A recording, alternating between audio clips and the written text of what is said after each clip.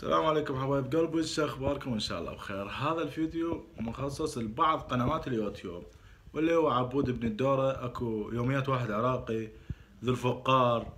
هذول جاي يتحاربون بيناتهم. فنصيحة لكم انتو شباب تخبلون، وقنواتكم معروفة باليوتيوب والعالم كلها تعرفكم، ويعني خاصة ذو الفقار، عبود بن الدورة، ويوميات واحد عراقي. بعد منو هذا؟ اكو واحد اسمه دائما هو معروف بهاي القناة، يمكن اسمها صقع فقع، ما اعرف شنو هيجي. فمن واحد يغلط على الثاني ومن واحد ينزل حلقة على الثاني، ترى عيب والله. كلكم قنوات معروفة وقنوات محترمة، عيب تسوون هذا الشيء بيناتكم.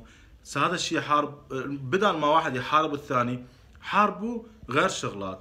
مثلا حارب على غير موضوع، حارب فد شيء معين بالمجتمع مو حلو، كلكم هيجي حاربوا. مو واحد قاعد يحارب الثاني على مود حلقة او على مود تصوير. بالنسبة يعني للولد عبود بن الدورة، ما كان ينتقد اي واحد او ما كان يحكي على اي واحد. من بعد ما نزل فيلمه اللي ما اعرف شو اسمه هو، يعني الفيلم يجوز بيه اخطاء، تقدر انت تجي وتقول له يابا ترى عبود هذا فيلمك بيه اخطاء هيك وهيك وهيك. خو ما تروح تفضحه وفضيحة عبود بن الدورة، هذا الكاتب اللي ما اعرف شنو، هذا النازل غلط على عبود. ترى الولد سوى فد شي ما حد مسوي، انه جاب بنات اثنين وصور وطلع الفيلم بيه نقص او بيه اغلاط. يعني ترى على فكرة هو مو مخرج عالمي، حتى قبل تردنا ما بيه غلط، لازم بيه غلط. ومن نشوف الغلط احنا نروح نصحح الغلط، نقول له يا ابو عبود ترى عندك غلط هيجي، عندك غلط هيجي. مو نروح نحاربه، نروح نغلط عليه، نروح نسوي له شغلات مو زينة، ونروح نشوه سمعته.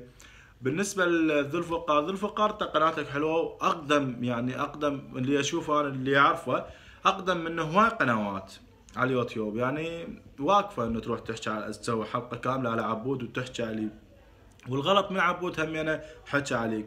وهذا ابو صقع فقع هم انا تعال حطيت الفيديو مال عبود ونزل الدوسة ونص. على شنو حبيبي؟ غير وجهك كنا بريج.